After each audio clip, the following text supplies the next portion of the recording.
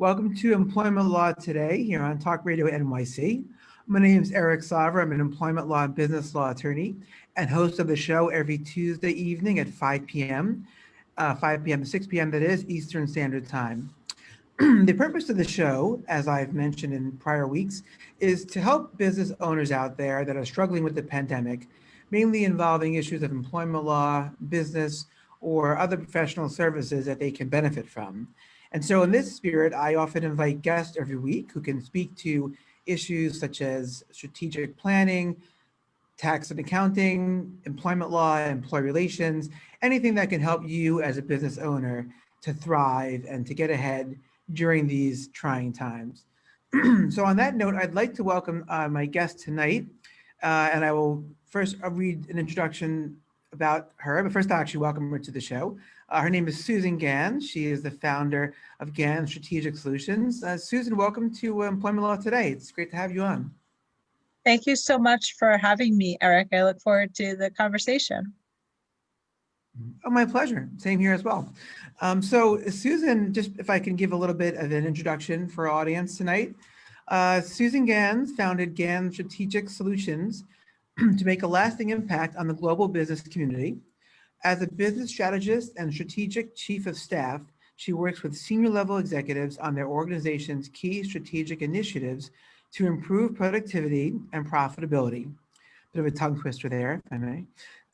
Susan leverages her prior corporate experience in consulting to the C-suite of businesses, ranging from a design build company to an industrial label manufacturer, to logistics companies and professional service firms as well. Susan is on the executive board of NHPP Commercial, it's a real estate trusted advisors, the advisory council of the M&A Network, and the advisory council of Nassau Suffolk Law Services. Susan is also a sought-after speaker on leadership and business strategy and has been quoted in several well-known publications, such as the New York Times, Forbes, the Wall Street Journal, the Wharton Alumni Magazine, and Newsday for her leadership expertise.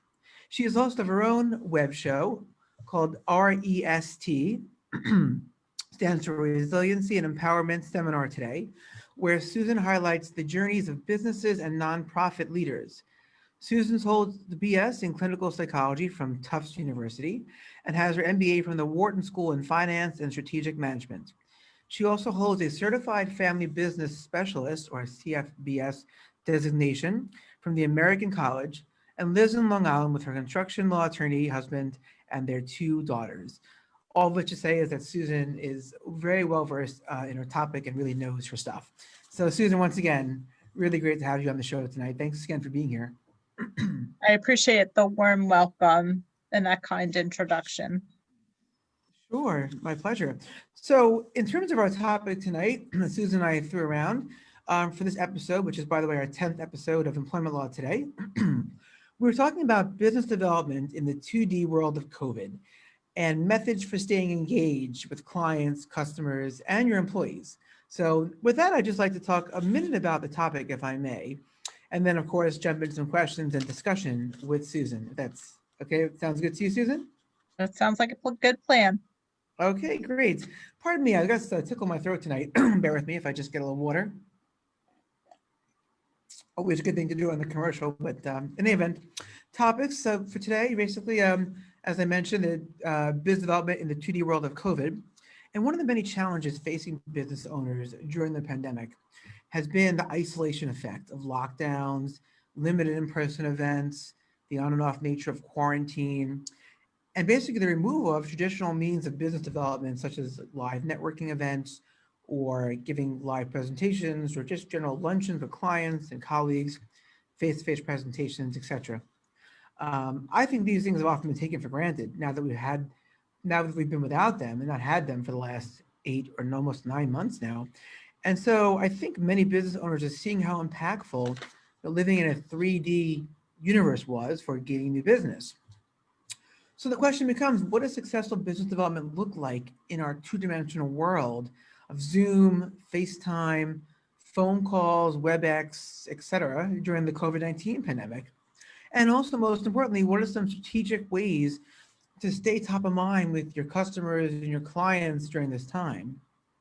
So that's our topic for tonight. And Susan, just if I may ask a question, just to frame the topic for our listeners, who again are an audience of business owners, small to mid-size. They might be entrepreneurs just starting. They could be a 40-year business owner from all over the country. And just to frame this topic again, how do you define business development for companies? So to me, business development really means relationship building. And there are different Mhm. levels of relationship building because it's with your employees, it's with your clients, it's with your prospective clients, even your vendors. And Hmm. how I like to look at it is to be grounded in your vision and goals for your company. So, in knowing what it is that you're trying to achieve as an organization, who are the people that need to be involved to make it happen. So it can involve motivating staff, attracting and retaining clients, and knowing who who are those ideal clients for your business. Who do you want to be a hero to? And then Hmm. having a strategy to intentionally cultivate those relationships to support your business goals. Interesting. It's a very comprehensive way to describe it and define it, that term. And what I hear there is just that there's an end goal, there's a plan, there's a vision, a sense of where would you like to be, where would you like to go, and then the journey, right? How do you get there? And the specifics of how to do so. And there's methodology involved, there are tools and practices. Good to know that those are some of the key aspects. I think it's a term that gets stated and thrown around a lot, tossed around, and people have titles of business development manager or et cetera. And I guess it could be looked at in a very comprehensive light. So I'm glad that you helped us to frame that issue as we delve into the issue. It's good to have definitions working for us. Yeah. So I guess in that regard, just to, if you can tell us maybe, like, what is your experience um, helping clients with biz development? Let's just say, for example, your philosophy pre-COVID-19. So pre-COVID-19, we were doing a lot of face-to-face. But let me take a step back and say that to me, it's about cultivating and making successful connections. And when you're doing it one human to another human, there's emotional intelligence comes into play. So it's really Mm, about recognizing your own emotions and how you manage yourself and your self-awareness, and also those of other people. So the social awareness and relationship management. And, why am I right. talking about emotional intelligence? Why is this all factor in? It's because it's very important to performance of a company and performance of those who are within the company. So some Mhm. interesting statistics that your audience might want to know from Sure. Talent Smart is that 90% of top performers have high emotional intelligence. That's how important it is. 58% of your job performance is due to emotional intelligence. And from the employee's perspective, those who are higher on the emotional intelligence scale versus lower emotional intelligence tend to make $29,000 more annually. So there's an Mhm. economic benefit too of having the human behavioral aspects taken into account. Now, pre-COVID, it Right. was optimal to have face-to-face meetings because you can get all those emotional intelligence cues and have more data points, Mhm. some more nuances that maybe are not captured in a video conversation. But Sure. video is the Makes next sense. best thing, right? And then the next Mhm. after that is Mhm. voice to voice, and then you go to the text, email, Smoke written signals in the letters. air? No, I'm just kidding. Mhm. Right. Mhm. And pre-COVID, a lot of relationships were developed over, there's a culture of going out for coffee or for meals or for drinks or sports or in-person networking event or Mhm. in-person charity work. And Mm-hmm. again, people bonded in that way. And now we're in a world Mm-hmm. where we're limited in the face to face. So how do you make something like video work for you? And I'll share a story with you. I started working more in this video world about 2 years ago when I got involved in doing some global work with some women's organizations. Um, and I was tasked with co-teaching a course with a woman in Lebanon, somebody I've never met in person before. And I remember, Mm-hmm. but prior to getting on my first Zoom call with her, that Mm-hmm. I was very nervous. I didn't know how she would take to a New York person. And when we got on the Zoom call, I found myself immediately focusing on what we had in common. We found that we were both working mothers with a passion for women's leadership. And from there, our relationship developed. And, she's a very good friend of mine, even though I've never met her in the 3D world. So I feel like I Mm-hmm. know family. So when you bring more of your personal self in addition to your professional self, and basically your Mm-hmm. fuller self into the conversation like you would in person to a video call, I find that that's where the magic happens, so to speak. Yeah. I mean, it's interesting because you use that phrase, well, a few things to unpack there and discuss. Use the phrase emotional intelligence, and I find that that comes up in almost every aspect of doing business. Whether it's, I've spoken on the show with recruiters who are talking about, and especially during the pandemic, recruiting in the time of COVID, what to look for when you're talking to candidates, spoken with employee relations and conflict de-escalation experts, how to de-escalate conflicts with your employees. And I handle that. I'm an employment law, business law attorney. So of course, I defend employers from lawsuits. I also negotiate and resolve cases. I help them with internal employee relations problems. And I tend to agree that emotional intelligence is just such a crucial element in all of it. And so it's good to hear you talk about that. And then what I hear you saying is that pre-COVID, there are so many other ways to express oneself and to show that you're emotionally intelligent, and also to read cues from others to see if they're emotionally intelligent. So if you're at a restaurant and you're talking to a prospective colleague you might want to do business with, or maybe a client, and they're looking all around, they're easily distracted, or yelling at the waiter, about their food. It's an interesting signal. And even just having coffee, does somebody wait for you? Do they just go up to the line? I think there are little nuances and just the face-to-face expressions, like you said, right? Being able to see someone to shake hands. And so I think you're right that we do lose some of that. And this is the next best thing.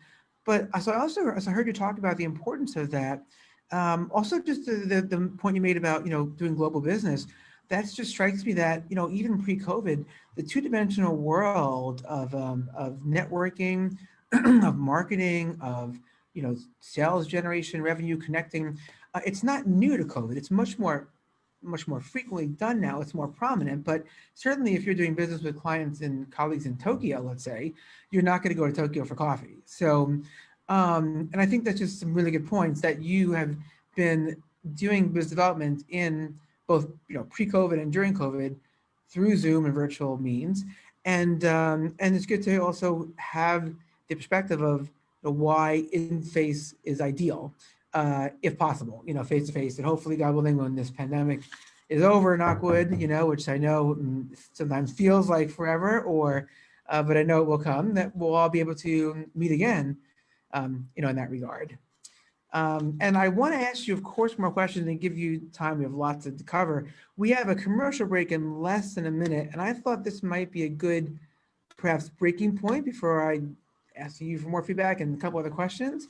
But that's, I think, a nice kind of way to frame this issue, so I appreciate your answers, Susan, your just your experience.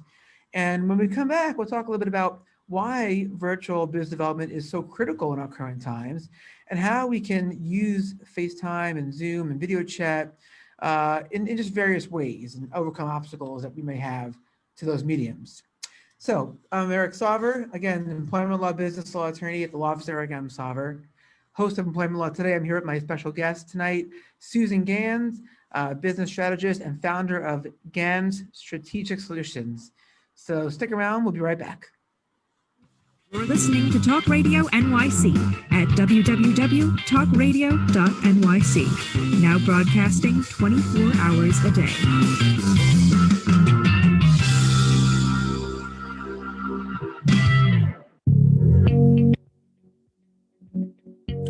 Do you love or are you intrigued about New York City and its neighborhoods? I'm Jeff Goodman, host of Rediscovering New York, a weekly show that showcases New York's history and its extraordinary neighborhoods. Every Tuesday live at 7 p.m., we focus on a particular neighborhood and explore its history, its vibe, its feel, and its energy. Tune in live every Tuesday at 7 p.m. on talkradio.nyc. Hey, all you listeners, looking to boost your business? Why not advertise on Talk Radio NYC with very reasonable rates? Interested? Simply send us a message on our website, talkradio.nyc.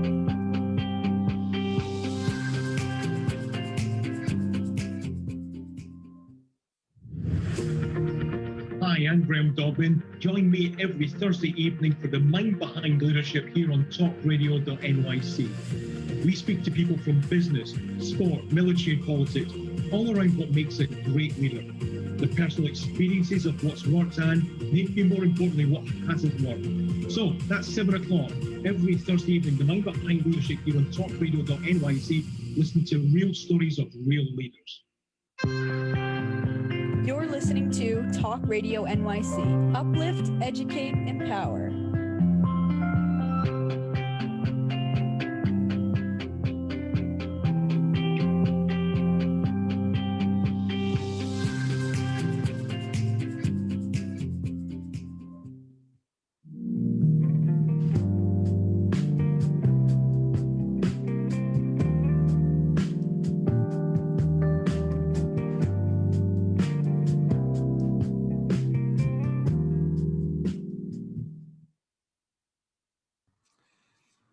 Welcome back to Employment Law Today, here on talkradio.nyc. I'm here with my guest tonight, Ms. Susan Ganz of Ganz Strategic Solutions.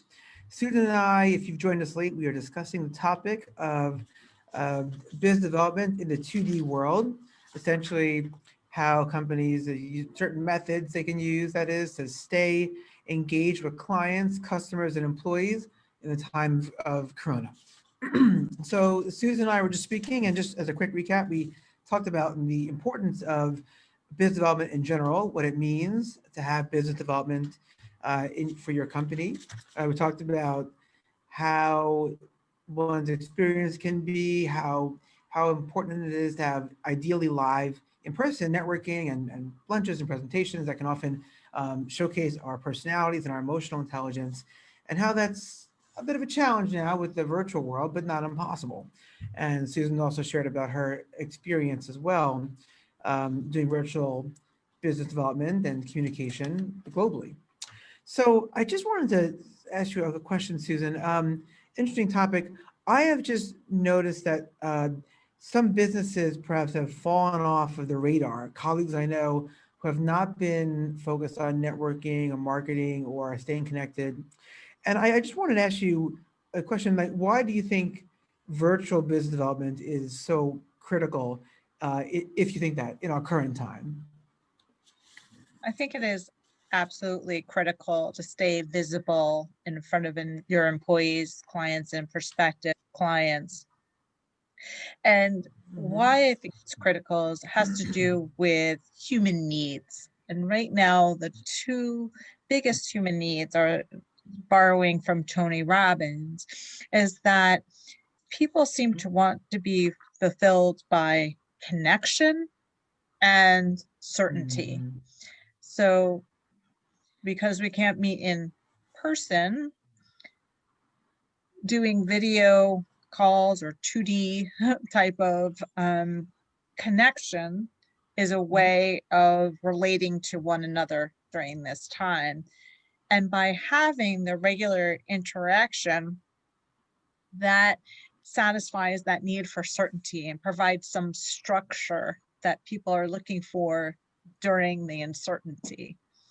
So to me, this is also an opportunity to broaden ways of doing business that maybe you didn't think of doing business outside of your immediate geography, but now via technology, you can do business across the states or do business globally because there's not that far to travel.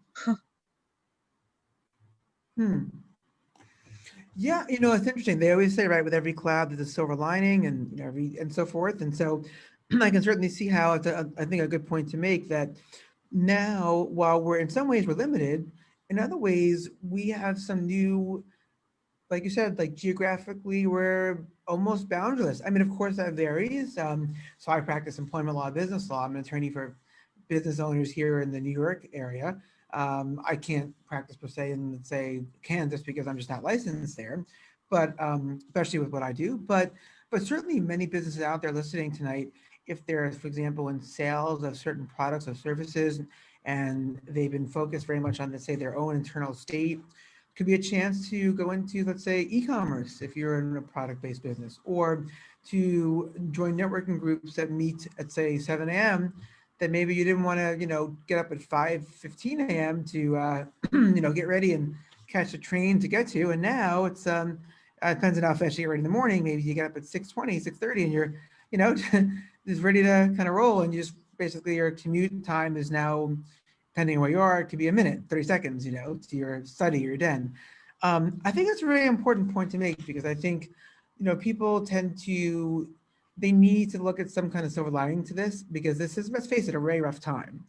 And part of what makes it rough, to your second point, or your first point really, about the uncertainty, right? And the ambiguity and the, we've lost some connection just by way of the things that we do, It's funny how Facebook reminds us of memories and shows like where you were 3 years ago at this time or 4 years ago. And I remember one memory came up from a wedding my wife and I attended. You can see everyone there having a good time. And just, having that recollection of, remember we were all sitting across from each other and speaking to each other and dancing and hugging people, and no one was wearing a mask. It wasn't Halloween, so it was, not appropriate. And but yeah, I think we need connection, we need certainty, and I think you're right that staying connected, even virtually, helps, I think, our clients and customers to have that. What are some of the, before I get into some of the tools of doing that, I know that I'm wondering, what are some of the obstacles that you've observed in companies that may be blocking them from, let's say, a successful business development virtual plan? Any obstacles you've seen in them? Mm-hmm. Yes, I think some of the obstacles are just a mindset, becoming uncomfortable, right? And recognizing that, well, never done that before. How is that going to look? It's navigating through that uncertainty. So some fear about not knowing how the technology works, or will it work? Or, some people questioning, are people going to be able to be productive working from home? Let's say they also have other family members at home. Will they be distracted? How is that going to work? So I think there's been some mindset challenges. And then some companies weren't necessarily equipped with like a plan B if, some sort of disaster happened that they would need to work from home. So some companies had to figure out the technology itself and equipping their people to be able to work from home.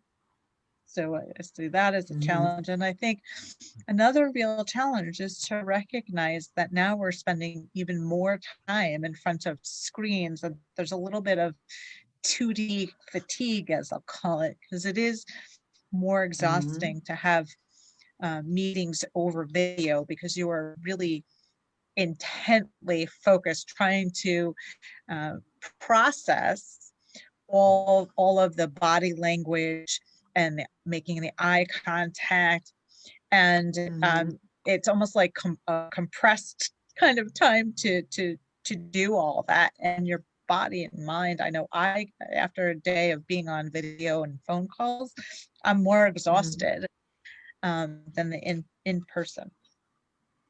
So I find, Absolutely. right.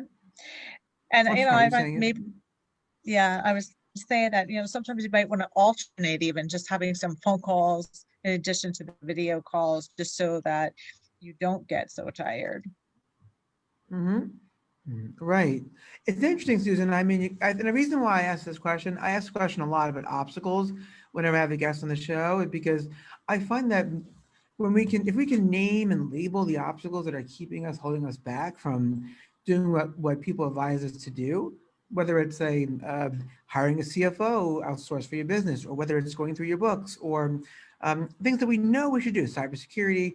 Usually the obstacles I think have to do with fear of the unfamiliar, fear of the unknown, fears of technology, that sort of doubt, right? The questioning, can this be pulled off?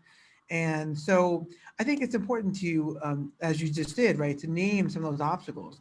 And before we can really, jump in and talk about ways that we can, overcome those obstacles. These are just observations of mine, not a question pending per se for you, but just, along the lines of what I see, because I know with my clients as an employment lawyer, they know they should get an employee handbook, and they know they should have certain contracts revised and written, updated, et cetera.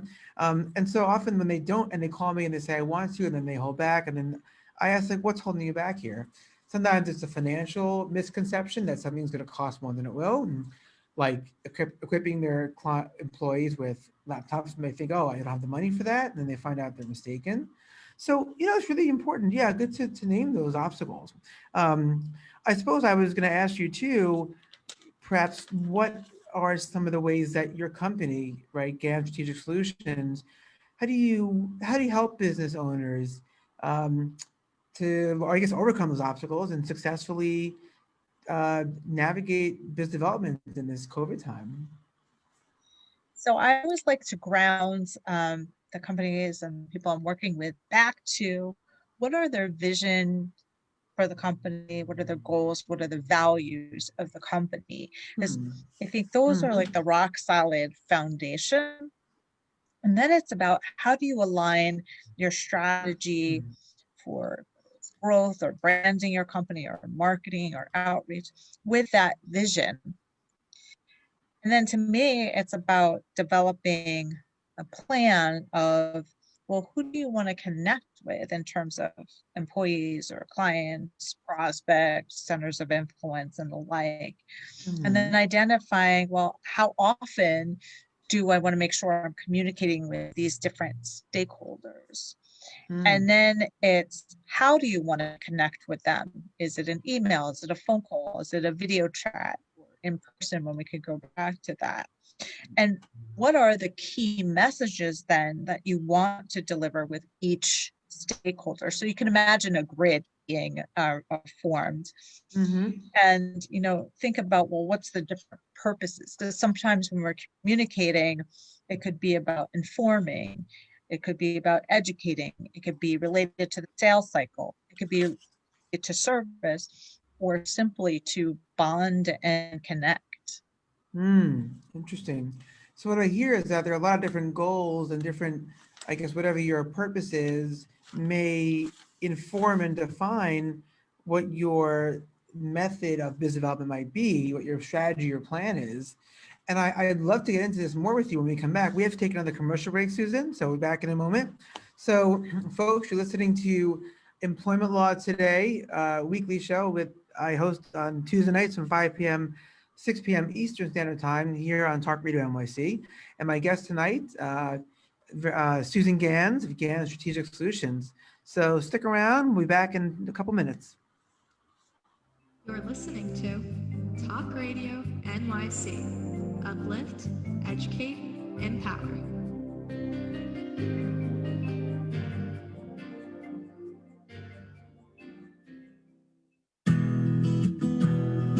Are you interested in having a better relationship with yourself, others, and God? Greetings. I'm your host, Dr. George Andow, for the show A Journey Through into Awareness. On my show, we journey into the awareness that the mind of God is the true seat of our personal consciousness. We join together each Monday at 7 p.m., so tune in on Talk Radio NYC. Are you a conscious co-creator? Are you on a quest to raise your vibration and your consciousness? I'm Sam Leibowitz, your conscious consultant. And on my show, The Conscious Consultant Hour, Awakening Humanity, we will touch upon all these topics and more. Listen live at our new time on Thursdays at 12 noon Eastern Time. That's The Conscious Consultant Hour, Awakening Humanity, Thursdays, 12 noon on talkradio.nyc.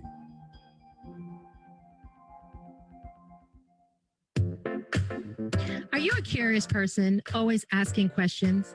Do you desire to be in the know? Then join me, Antonia, host of So Now You Know, Thursdays at 5 p.m. at talkradio.nyc. Listen in as I attempt to satisfy that curiosity. I will be talking with amazing, everyday people. Join the fun. So Now You Know on Thursdays at 5 p.m. at talkradio.nyc. You're listening to Talk Radio NYC at www.talkradio.nyc. Now broadcasting 24 hours a day.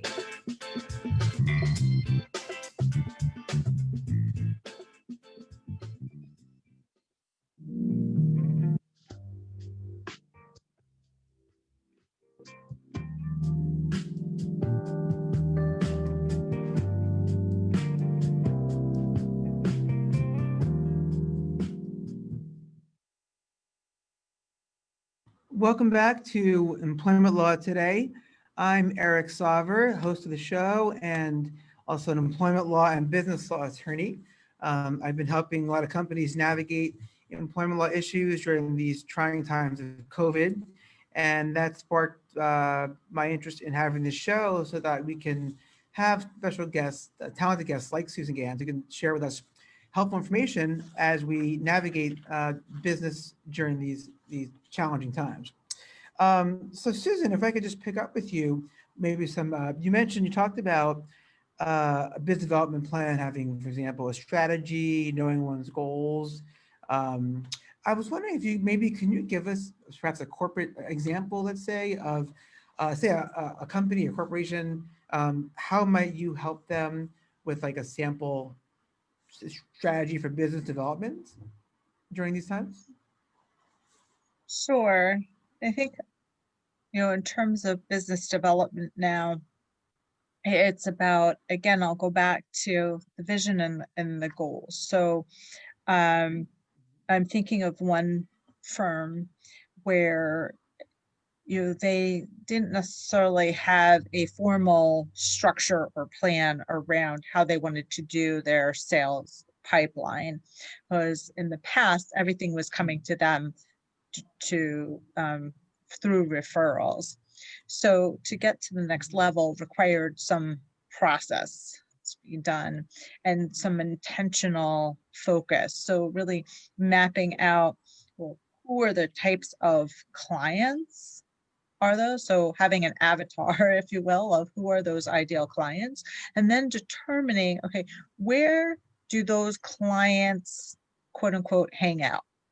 In other words, where do they gather in numbers? Now, in the 2D world, they're not gathering in the traditional, but they are gathering online in different networking groups or different industry organizations, or even different charities that have business people involved. Mhm. So it's about matching your activity to where that ultimate client is going to be.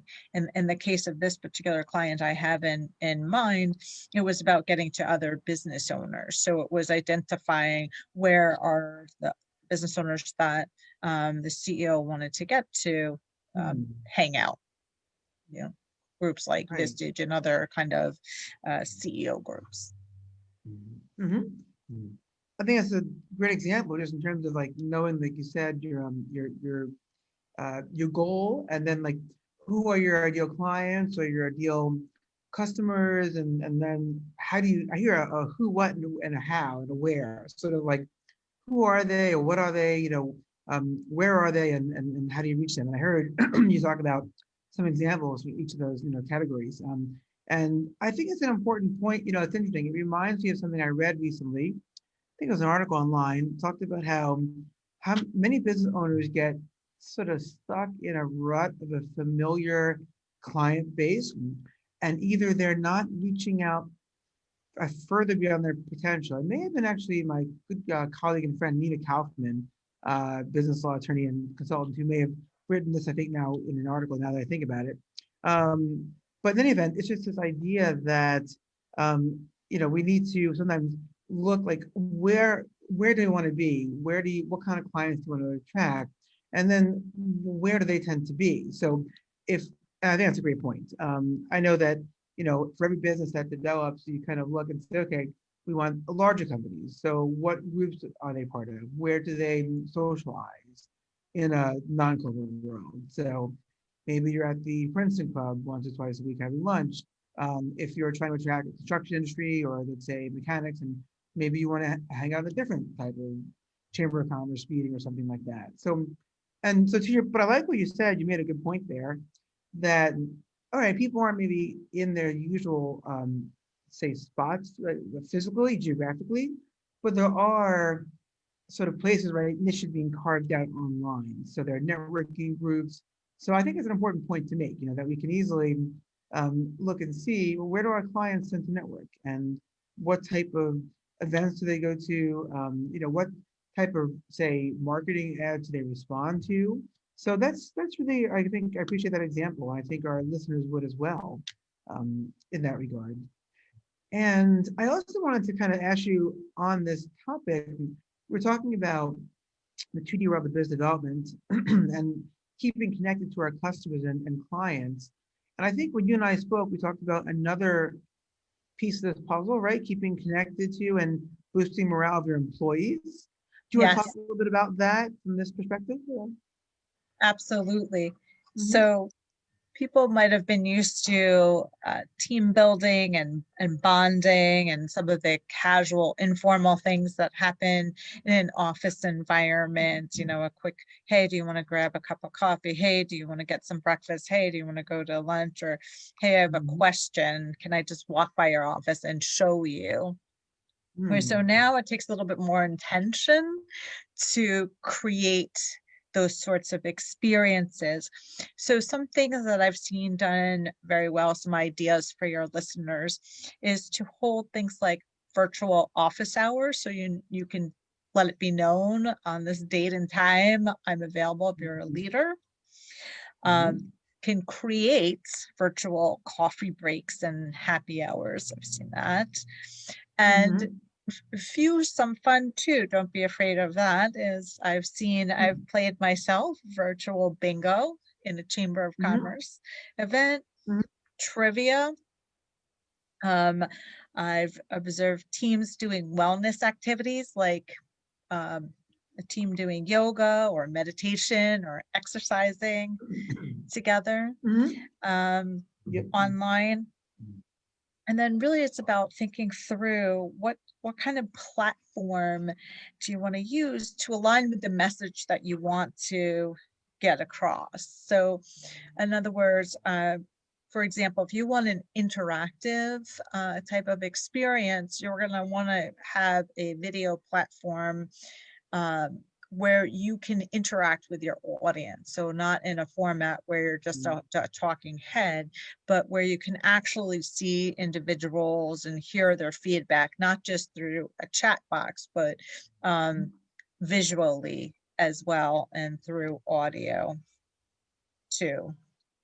And then you also establish some ground rules about keeping your cameras on when it's a video meeting so that you can see the person, to mute yourself when you're not speaking, and the protocol even for how you want people to engage and ask questions. And I've seen some very effective things in terms of using breakout rooms in Zoom, for example, smaller group bonding and brainstorming experiences. So people have gotten very creative around how they can use the technology to create that bonding experience.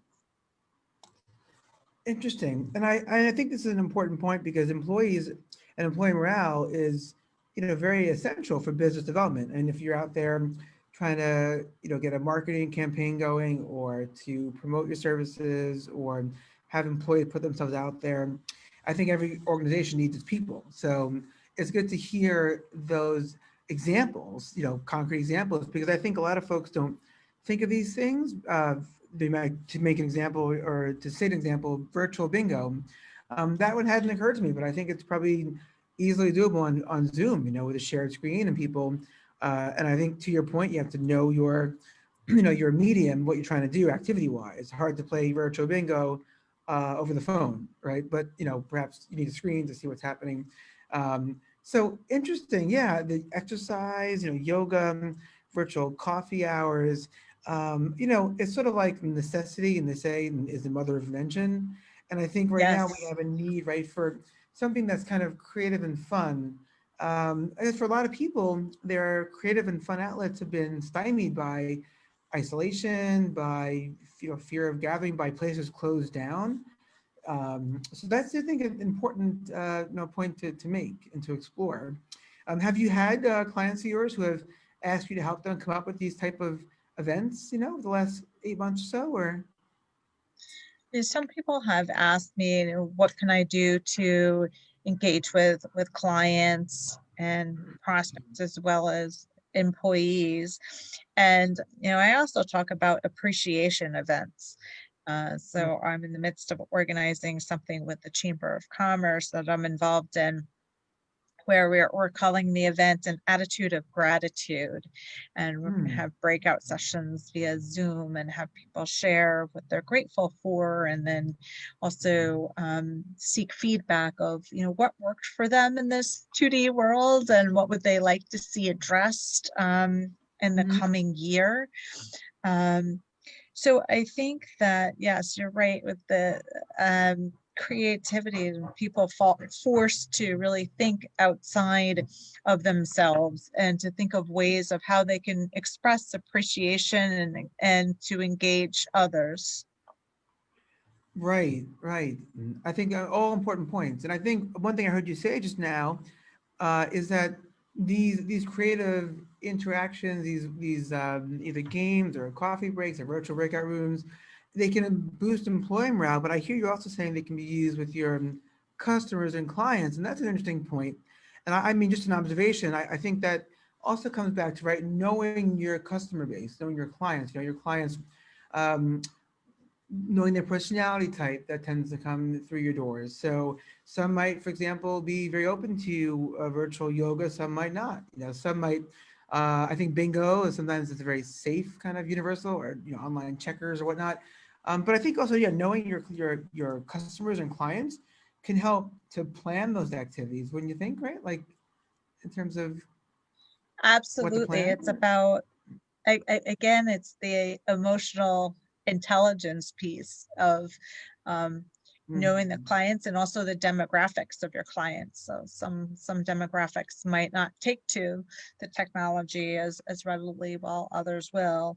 And just to know what it is they need. And it's okay to ask too. How can I best support you during this time?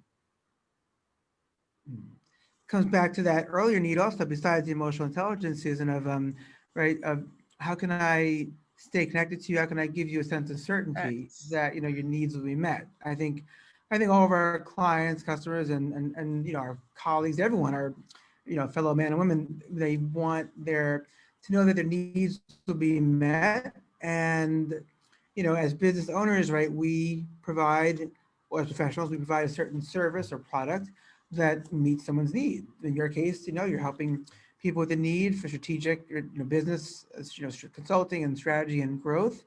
And in my case, I'm helping clients with, let's say, a need for either legal protections or defense or services. So very interesting, to have that piece of it and to know that it comes back to more emotional intelligence.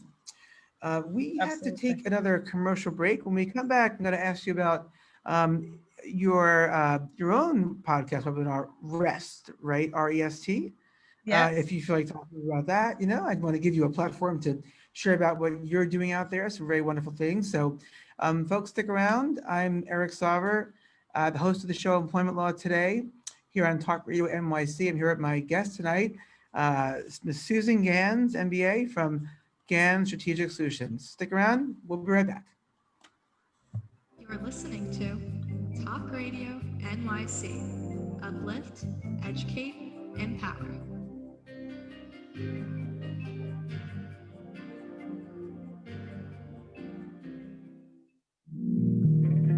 Are you a small business trying to navigate the COVID-19 related employment laws? Hello, I'm Eric Sauver, employment law business law attorney and host of the new radio show Employment Law Today. On my show, we'll have guests to discuss the common employment law challenges business owners are facing during these trying times. Tune in on Tuesday evenings from 5 p.m. to 6 p.m. Eastern Time on talkradio.nyc.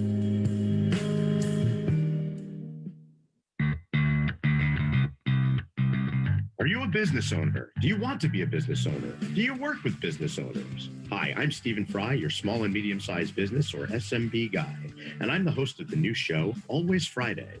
While I love to have fun on my show, we take those Friday feelings of freedom and clarity to discuss popular topics on the minds of SMBs today. Please join me and my various special guests on Friday at 11 a.m. on talkradio.nyc.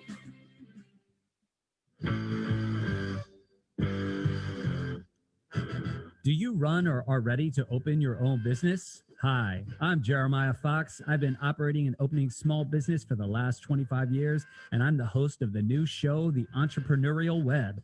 Tune in every Friday at noon Eastern Time for insights and stories on the nuances of running small business right here on Fridays at noon, talkradio.nyc.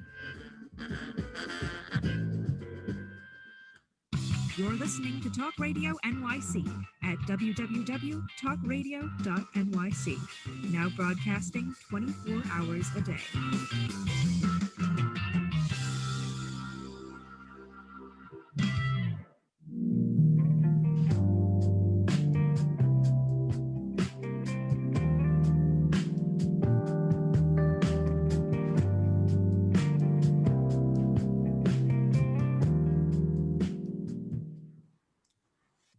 Welcome back to Employment Law Today. I'm Eric Sauver, host of the show, here with my guest tonight, Susan Ganz on Talk Radio NYC.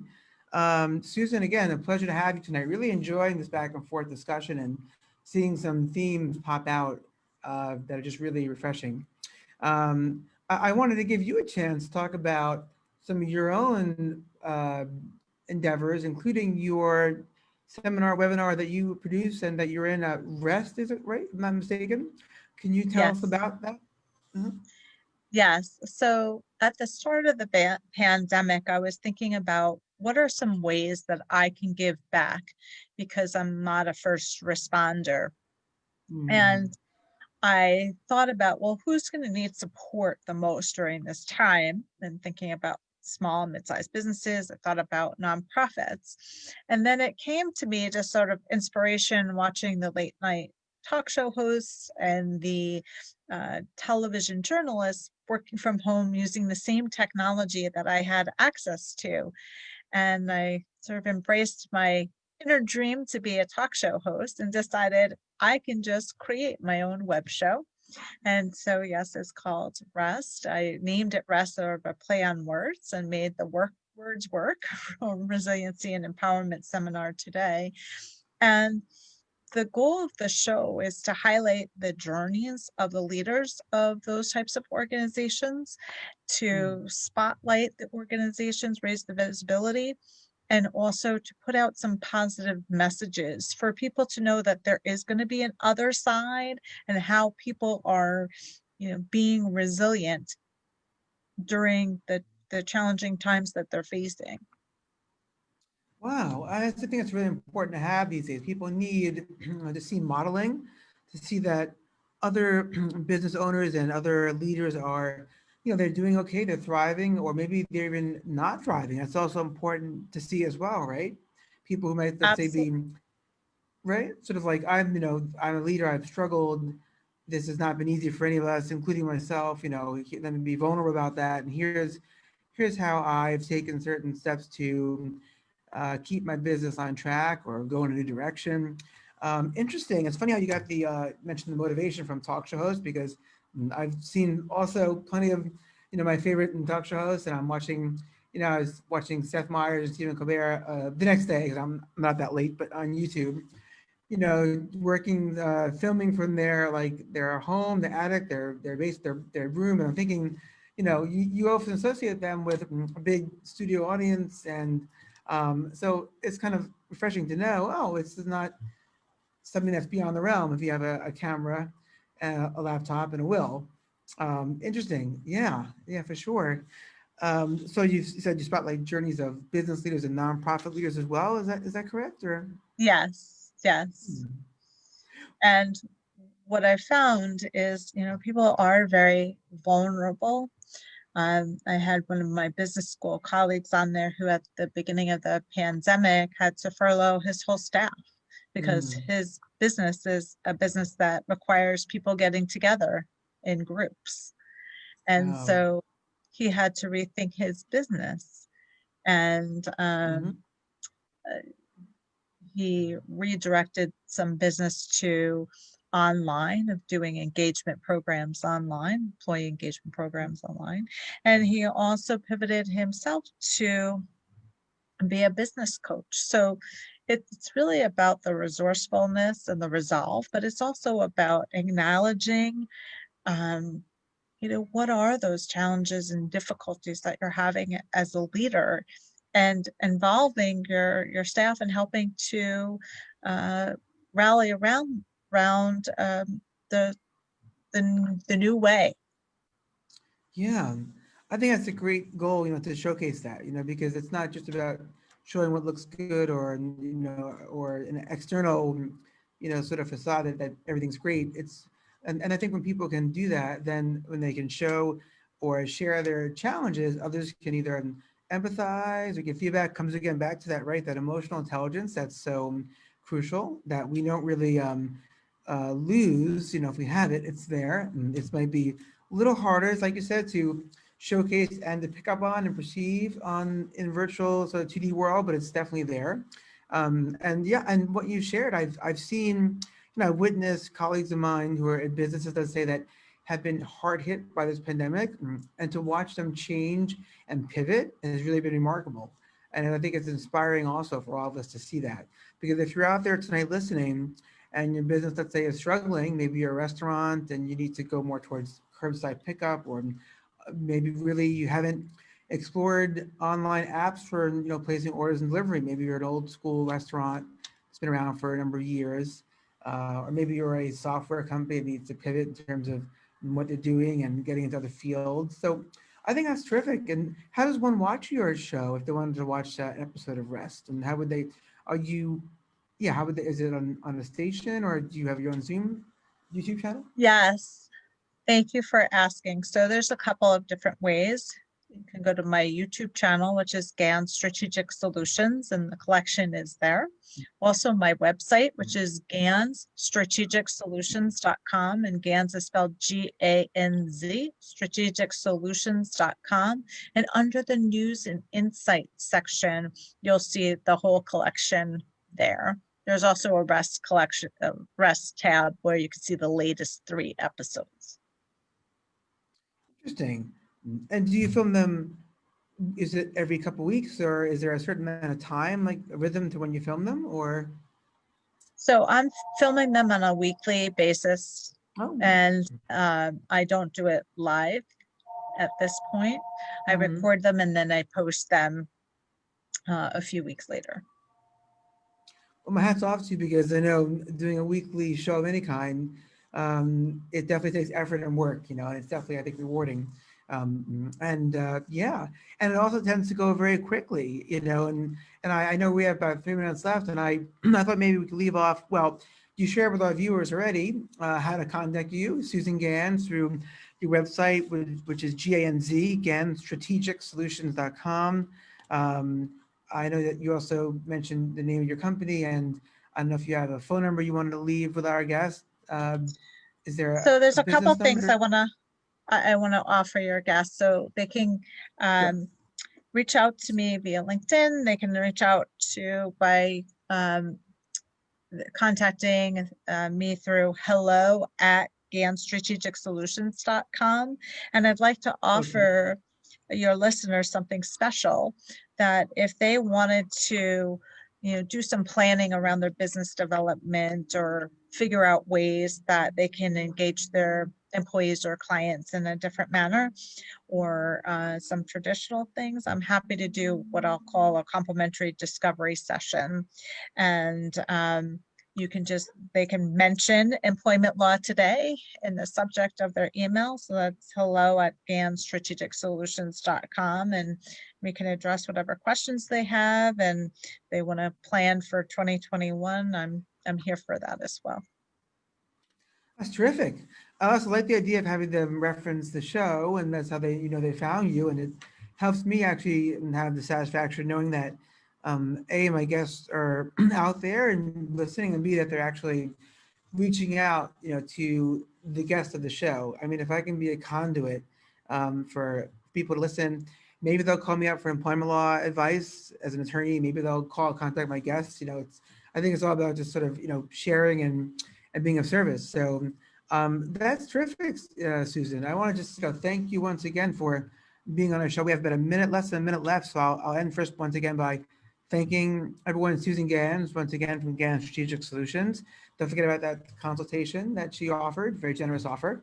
And to note that if you like what you're hearing tonight, and if you're interested either in being a guest on the show, you can reach out to me at EMS, that's Eric Mitchell Sarver, EMS@ericsarver.com. And you can find the show live Tuesday nights, 5 p.m. If you go to www.facebook.com/talkradio.nyc, or you can go to the website of talkradio.nyc, and you can see my show, Employment Law Today. We have episodes in the past and current. So I think we're wrapping up right around now. Once again, Susan, just want to wish you also, last but not least, want to wish you and all our viewers and Sam, who's doing the background engineering here, a very happy and healthy Thanksgiving. Have a great weekend. Stay safe, stay healthy, stay well fed. And thank you for being on the show. Thank you. This was wonderful, and I'm so grateful for the opportunity. I'm really grateful as well. I appreciate what you had to share. A lot of wisdom tonight, Susan. So we'll stay in touch. And for those listening, again, wish you all a wonderful, safe, happy holiday.